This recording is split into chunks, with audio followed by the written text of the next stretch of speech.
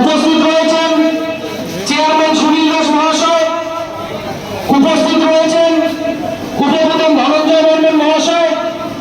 উপস্থিত রয়েছেন পঞ্চায়েত সমিতির সদস্য রঞ্জন বর্মন,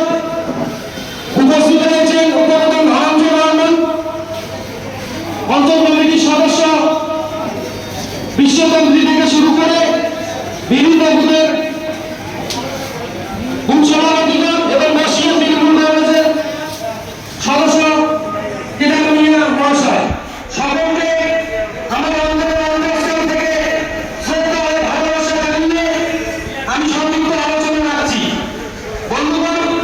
জানেন বিগত দিনে বলরামপুর তৃণমূল যুব কংগ্রেসের